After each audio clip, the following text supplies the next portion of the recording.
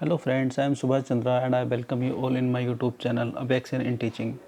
Friends, हम लोग ratio analysis का जो टॉपिक था उसको कर रहे थे और लास्ट क्लास में हम लोगों ने 2 रेशियो डिस्कस कर लिए थे। आज हम नेक्स्ट 2 जो उनको डिस्कस करेंगे। तो आइए स्टार्ट करते हैं। तो सबसे पहले हम लोग हेडिंग डालते हैं रेशियो एनालिसिस।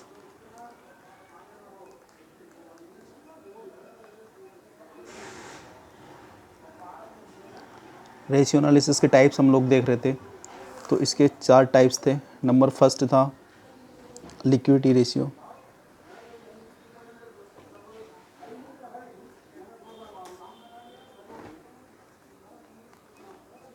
सेकंड था लीवरेज रेशियो,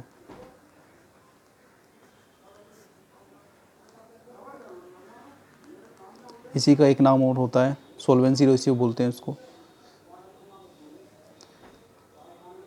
ये 2 हमने लास्ट क्लास में डिस्कस कर लिए थे, दोनों के दोनों, ठीक है, पार्ट 1 के अंदर। अगर आपने वो नहीं देखा तो प्लीज़ आप पहले उसको देख लें, ठीक है। थर्ड जो रेशियो है उसका नाम है एक्टिविटीज़ रेशियो।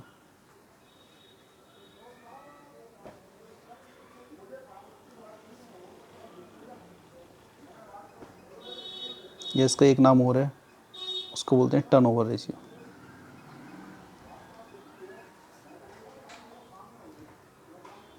और एक लास्ट रेशियो है, उसका नाम है profitability ratio.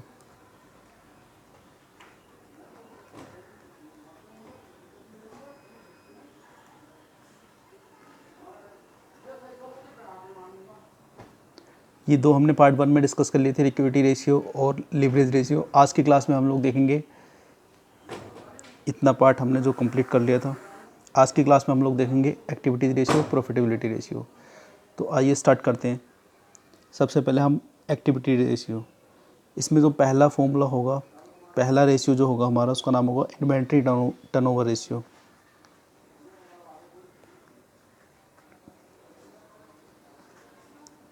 Inventory turnover ratio, ठीक है। मैं शॉर्ट में लिख देता हूँ TOR, टर्नओवर रेशियो। इसका फॉर्मूला होता है cost of goods sold.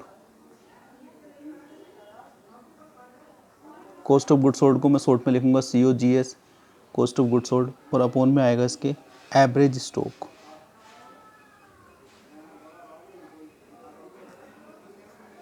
Average stock, ठीक है। तो कॉस्ट ऑफ गुड्स सोल्ड कैसे निकालते हैं, ये समझते हैं। कॉस्ट ऑफ गुड्स सोल्ड निकालने के 2 तरीके होते हैं। एक तो होता है सेल्स माइनस ग्रोस प्रॉफिट। अगर सेल्स में से हम लोग ग्रोस प्रॉफिट माइनस कर देंगे तो कॉस्ट ऑफ गुड्स सोल्ड आ जाएगा। सेकंड होता है cost of goods sold opening stock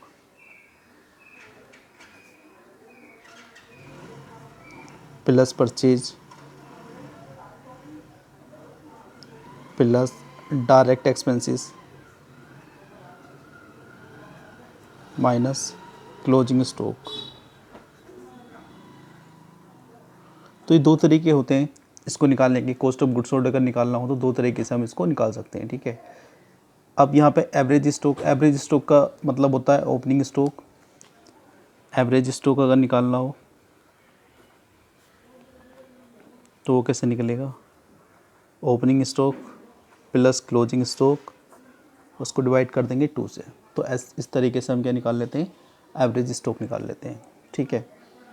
next जो फॉर्मूला है, रेशियो है, उसका नाम है, अच्छा, इन्वेंट्री टर्नओवर रेशियो का मतलब जो होता है वो ये होता है कि हमारा जो है इन्वेंट्री, मतलब कितनी बार जो हम इसको स्टॉक का जो है यूज़ करते हैं, ठीक है ना। इन्वेंट्री टर्नओवर कितना है हमारा, इन्वेंट्री कितना, ठीक है। सेकंड है debtor turnover ratio, debtor turnover ratio, ठीक है ना। इसको DTR रेशियो बोलते हैं। अब जो है इसका फॉर्मूला होता है net credit sales, net credit sales upon में एवरेज रिसीवेबल।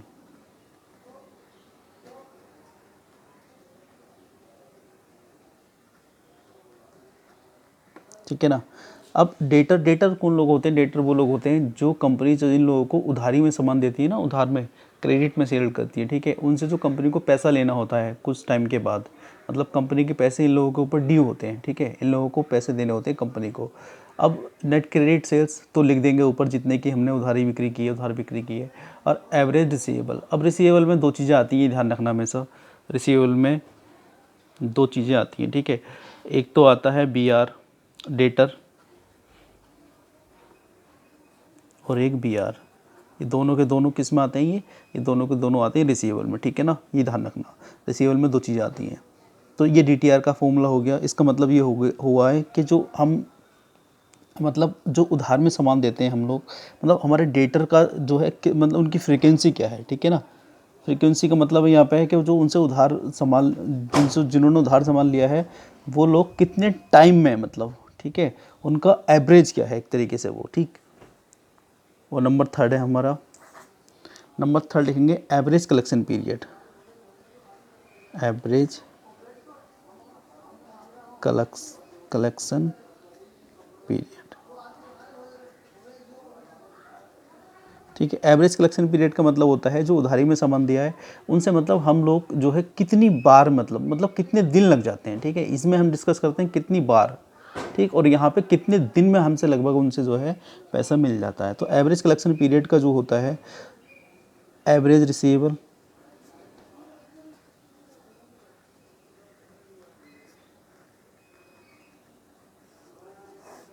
अपन में लिखते हैं नेट क्रेडिट सेल्स। अगर ये हमें डेज़ में निकालना हो तो 365 से मल्टीप्लाई करेंगे, अगर ये मंथ में निकालना हो तो 12 से कर देंगे, ठीक है, वीक्स में निकालना हो तो 52 से कर देंगे। इस तरीके से हम इसको सोल्व कर सकते हैं। नंबर फोर्थ है क्रेडिट टर्नओवर रेशियो,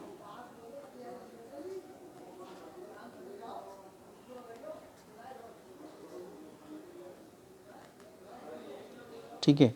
अब क्रेडिट टर्नओवर रेशियो का फॉर्मूला क्या होता है? जैसे कि हमने ये लिखा डेटेड टर्नओवर रेशियो, वैसे ही इसी का अपोजिट होता है। जैसे हमने यहाँ पे लिखा नेट क्रेडिट सेल्स, ठीक है, तो यहाँ लिखेंगे नेट क्रेडिट परचेज।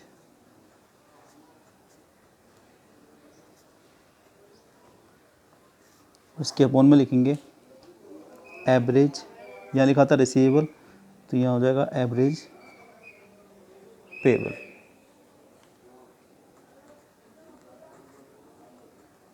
ठीक है। जैसे रिसीवेबल में दो चीज़ें आती हैं डेटर और बी आर, ऐसी पेबल्स में भी दो चीज़ें आती हैं क्रेडिटर और बीपी, ये ध्यान रखना, ठीक है। उनका एवरेज लेना पड़ेगा यहाँ पे हमें। अगर ओपनिंग और क्लोजिंग दोनों दे रखे हैं तो दोनों को जोड़ कर 2 से डिवाइड करना पड़ेगा, ठीक है। तो ये 4 फॉर्मूले हो गए हमारे यहाँ तक के अब तक, ठीक है। ये 4 फॉर्मूला हमारे रेशियो निकाल लिए। नंबर 5 हम जो यहाँ लिख देंगे, ठीक है, इसको हम जो है इस पेज को यहाँ से डिवाइड कर देते हैं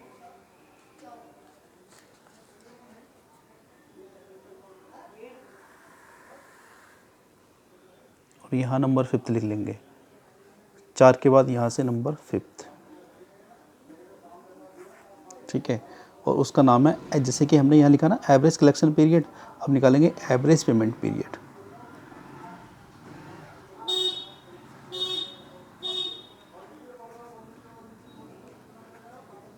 एवरेज पेमेंट पीरियड मतलब हम कितने दिन में पेमेंट का, जिनसे रॉ मटेरियल परचेज करते हैं उनका पेमेंट कर देते हैं, ठीक है।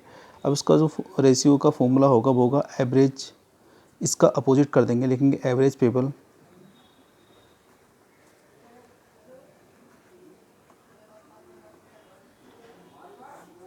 अपॉन में लिखते हैं net credit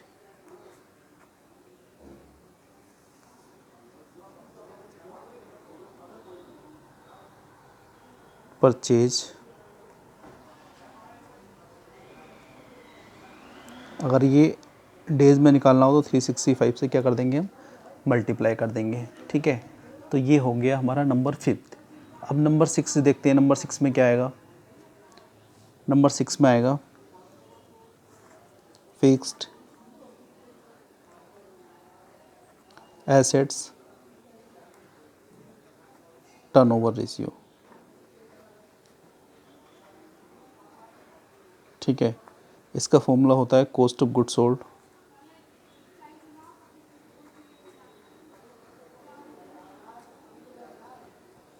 cost of good sold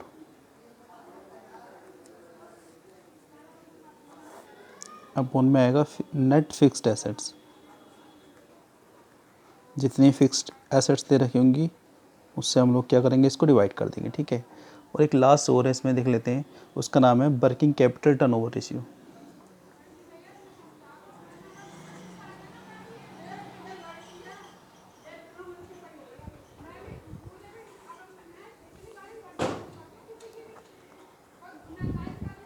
working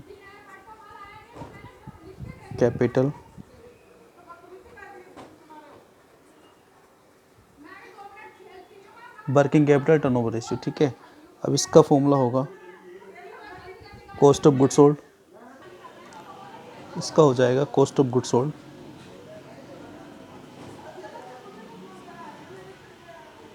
और इसको डिवाइड करेंगे वर्किंग कैपिटल से, वर्किंग कैपिटल। तो फ्रेंड्स ये हमारे साथ इसमें फॉर्म रेशियो हो गए, ठीक है। एक्टिविटीज़ रेशियो जो है हमारा यहाँ पे कंप्लीट हो गया है। अब नेक्स्ट हम देखेंगे प्रॉफिटेबिलिटी रेशियो। प्रॉफिटेबिलिटी रेशियो में सबसे पहला रेशियो जो होगा फ्रेंड्स, उसका नाम है ग्रॉस प्रॉफिट रेशियो। तो आइए स्टार्ट करते हैं।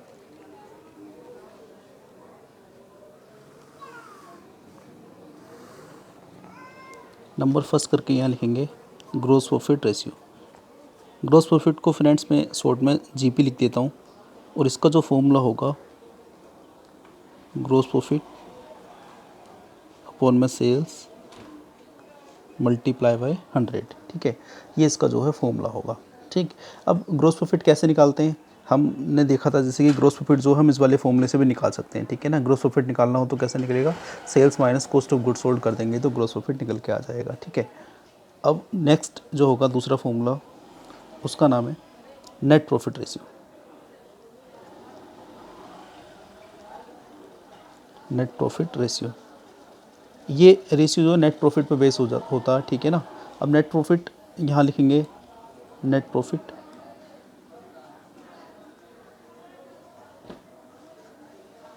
अपॉन में आ जाएगा सेल्स मल्टीप्लाई बाय 100, ठीक है। अब ग्रॉस प्रॉफिट और नेट प्रॉफिट में क्या फ़र्क होता है फ्रेंड्स, अगर सेल्स में से हम डायरेक्ट एक्सपेंसेस घटा देते हैं ना सारे, तो वो निकल के आ जाता है ग्रॉस प्रॉफिट, ठीक है। और ग्रॉस प्रॉफिट में से अगर इनडायरेक्ट एक्सपेंसेस घटा देंगे तो फिर निकल के आ जाता है हमारा नेट प्रॉफिट, राइट। तो ये दो फॉर्मूले हो गए, दो रेशियो हो गए। थर्ड जो होगा उसका नाम होगा ऑपरेटिंग प्रॉफिट। एक होता है ऑपरेटिंग प्रॉफिट,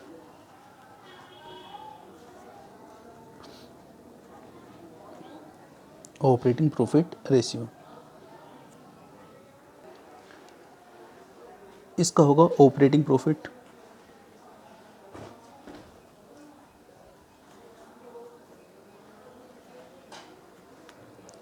अपॉन में लिखेंगे सेल्स मल्टीप्लाई बाय 100, ठीक है। अब देखिए होता क्या है, मैं पहले इसका कॉन्सेप्ट समझाता हूँ आपको। देखिए सबसे पहले आता है ग्रॉस प्रॉफिट। ग्रॉस प्रॉफिट कैसे आता है, सेल्स में से अगर डायरेक्ट एक्सपेंसेस घटा देंगे तो आ जाएगा ग्रॉस प्रॉफिट। अगर ग्रॉस प्रॉफिट में से हम इनडायरेक्ट एक्सपेंसेस घटा देंगे, ठीक है ना, या ग्रॉस ऐसे समझिए आप, ग्रॉस प्रॉफिट में से अगर हम जो है जितने भी ऑपरेटिंग एक्सपेंसेस घटा देंगे ना, तो फिर आ जाएगा हमारा ऑपरेटिंग प्रॉफिट। अब ऑपरेटिंग एक्सपेंसेस कौन से होते हैं, वो तीन जो होते हैं हमारे एक ऑपरेटिंग एक्सपेंसेस होते हैं, वो कौन कौन से होते हैं, जैसे कि एक फाइनेंसिंग एक्सपेंसेस हैं वो आ जाएंगे, ठीक है।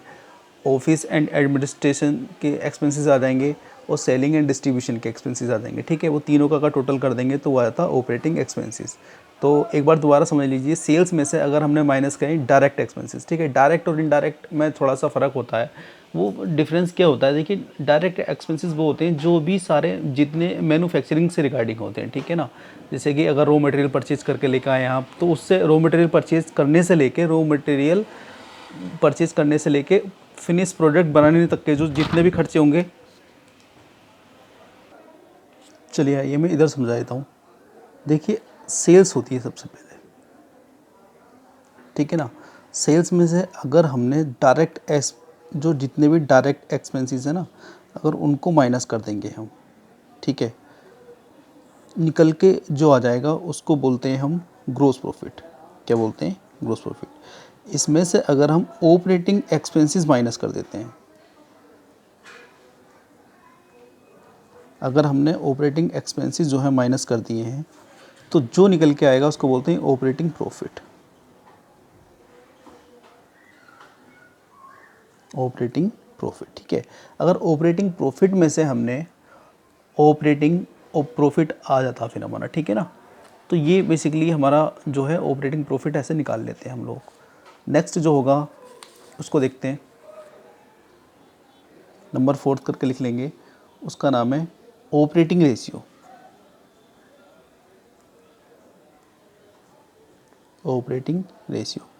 अब एक होता है ऑपरेटिंग प्रॉफिट और एक होता है ऑपरेटिंग रेशियो, तो दोनों में जो है डिफरेंस है, ठीक है। ये ऑपरेटिंग एक्सपेंसेस की बात करता है जबकि ये ऑपरेटिंग प्रॉफिट की बात करता है। ऑपरेटिंग एक्सपेंसेस में मैंने बताया था इसका फॉर्मूला हो जाएगा cost of good sold plus operating expenses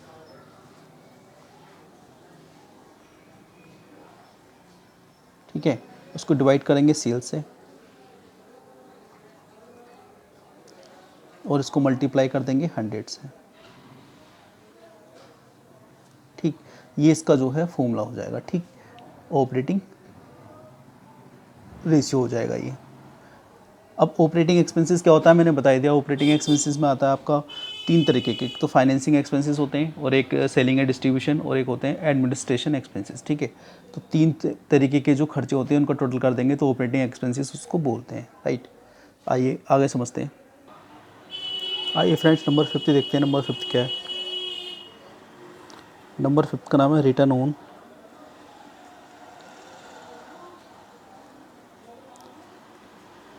capital employed, ठीक है। अगर रिटर्न ऑन कैपिटल एम्प्लॉयड का फॉर्मूला लगाना हो, रेशियो निकालना हो, रेशियो, ठीक है, तो इसका होगा EBIT, earning before interest and tax, upon में लिखेंगे कैपिटल एम्प्लॉयड,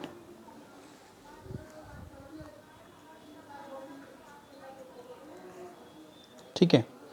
अब earning before interest and tax कैसे निकालते हैं वो मैंने लास्ट वीडियो में बता दिया था, ठीक है, उस वीडियो को देख लेना आप, ठीक। Number 6 return on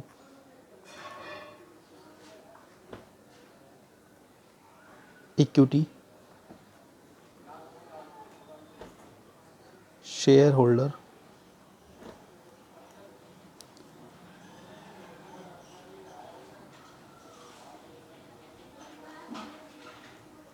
fund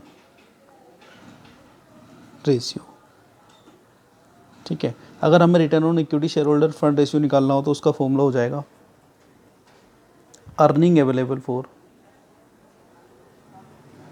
earning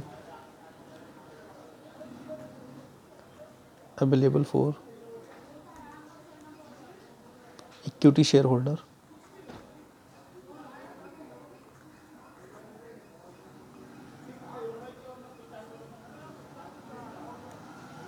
और इसके अपॉन में लिखते हैं number of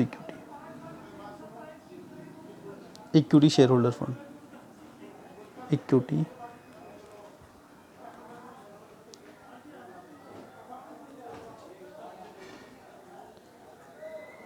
share holder fund,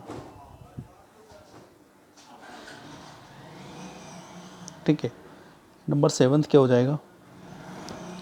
उसको बोलते हैं EPS, ठीक है, मतलब earning per share.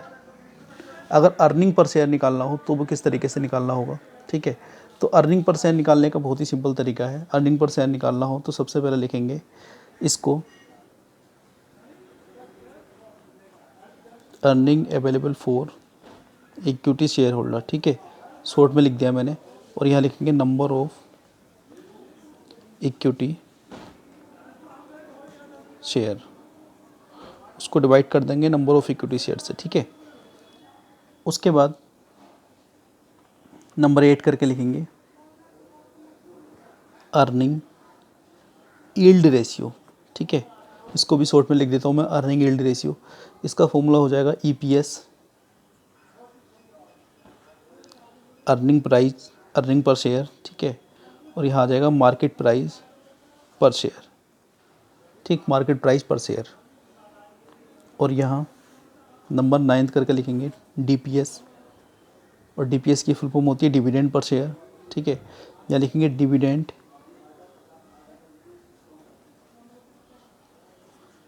Paid to equity share holder, equity share holder.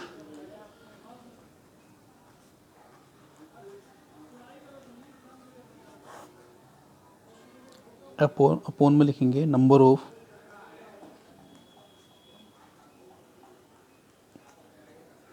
Equity shares, ठीक है।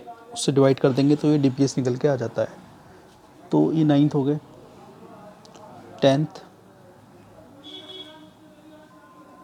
डिविडेंड यील्ड रेशियो भी निकल जाएगा। जैसे ये EPS से जो है अर्निंग यील्ड रेशियो निकला था, वैसे DPS से जो है डिविडेंड यील्ड रेशियो निकल जाता है। उसका फॉर्मूला होता है DPS मतलब डिविडेंड पर शेयर, ये आ जाएगा मार्केट प्राइस पर शेयर, ठीक है। मतलब एक शेयर की क्या रेट चल रहा है मार्केट के अंदर, ठीक। और इसको मल्टीप्लाई जो है 100 से हमें करना होता है, और इसको भी जो है 100 से मल्टीप्लाई करना होता है, ठीक है। तो एक लास्ट हमारा रेशियो बचता है 11, और उसका नाम है पे आउट रेशियो। इसको डिविडेंड पे आउट रेशियो भी बोलते हैं। उसका फॉर्मूला होता है DPS dividend per share, upon में होता है EPS अर्निंग पर शेयर, उसको मल्टीप्लाई कर देंगे 100 से, ठीक है। तो फ्रेंड्स ये हमारे फॉर्मूले थे। तो ये तीनों जो है रेशियो हमारे कंप्लीट हो गए, चारों रेशियो हमारे कंप्लीट हो गए हैं, ठीक है। लिक्विडिटी रेशियो के फॉर्मूले, लिवरेज के रेशियो, एक्टिविटीज़ के, प्रॉफिटेबिलिटीज़ के, ठीक है, सारे के सारे हमारे कंप्लीट हो गए हैं। अब नेक्स्ट क्लास से जो हम इसके न्यूमेरिकल करना स्टार्ट कर देंगे, ठीक है। आई होप यहाँ तक समझ में आया होगा। Thank you so much.